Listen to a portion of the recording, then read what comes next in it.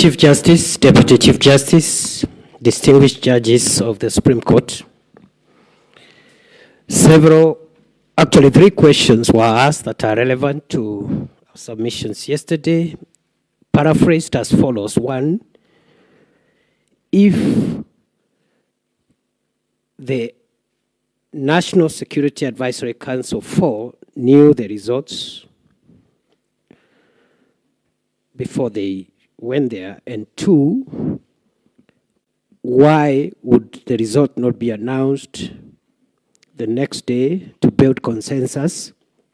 And 4, what would be the effect of the non-involvement of the 4 commissioners in the verification and tallying vis-a-vis Article 138(3)(c)?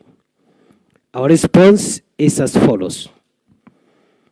1, it is our submission that all factors point to an inescapable conclusion that the 4 members of the National Security Advisory Council, by the time they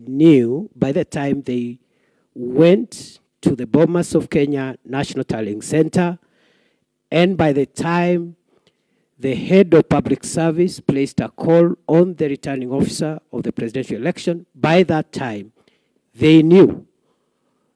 And this is our evidence. By the morning of the 15th, letters had been issued by the returning officer of the presidential election, Mr. Chebukati, to all the presidential candidates and members of their family to be at the National Tallying Center for the declaration of results at 3 p.m. on that day.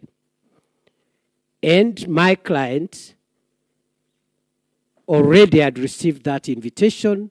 I believe the other presidential candidates had those letters. And therefore, they knew by the time these state officers went to the National Tallying Center, they knew that the verification tallying had been completed, and what was pending was the declaration of the final result. It is our submission, Chief Justice, distinguished judges of the Supreme Court, that these 4 went to the National Tallying Center not for any other reason, but to try to interfere with the declaration of results and thereby try to alter the sovereign will of the people of Kenya, which had already been verified and tallied in accordance with Article 138(3)(c). 2, it is our response that the results could not be announced the following day because, according to the affidavit of the chairperson of the commission, and I'm using the word chairperson on advice by Justice Ndungu, which I agree with entirely, that by that time, it was not possible for any form of consensus, because then the follow-up question was, I think from Justice Lenaola, why, for example, the returning officer would not have waited for an extra day, which he had, to build consensus on the 4 walk-away commissioners. It was not possible. It was very clear that the intention was to try and veto the will of the people, and therefore the chairman had to declare those results. Number 3, the 4 who left, also, their colleagues had been injured. And so the chairman had, in our view, make the announcement that day because of the gravity of the situation. Finally, the question that this court ought to ask itself is whether the walking away of 4 commissioners at the tail end of a process which they have admitted was complete, except the declaration, can veto the sovereign will of the people of Kenya. Can the walking away of commissioners at the tail end of a process they have been involved in be the basis of vetoing the right to franchise in Article 38 of the Constitution, which is the expression of the voter. Thank you, and we prayerfully submit.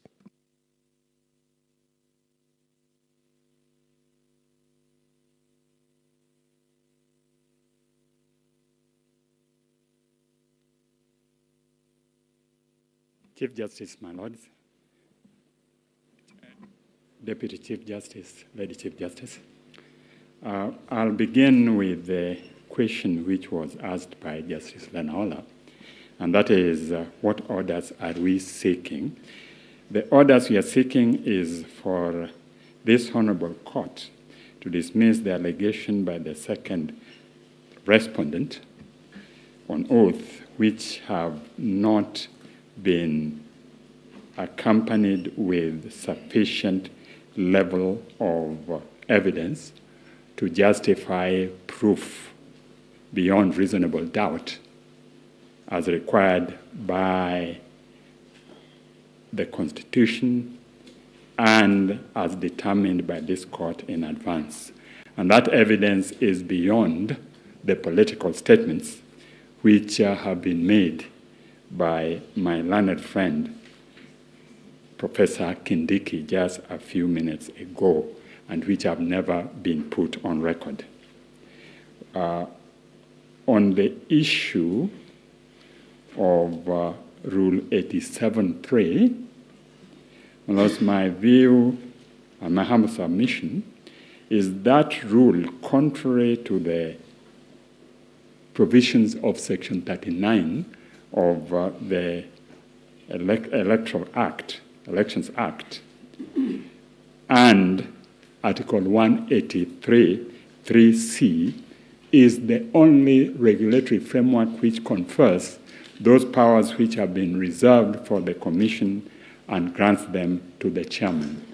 It is contrary to the Act, it is unconstitutional, contrary to the Constitution, and that was so observed in the case of Maina. Now, there was a question raised by Justice Dr. Onjala, and you queried whether NSC would have gone to influence the alterations of results without knowing the results. My learned friend, who has just appeared, exhorts that the results were known because invitations had been sent out and the letter had been sent out. To the contrary, the evidence before you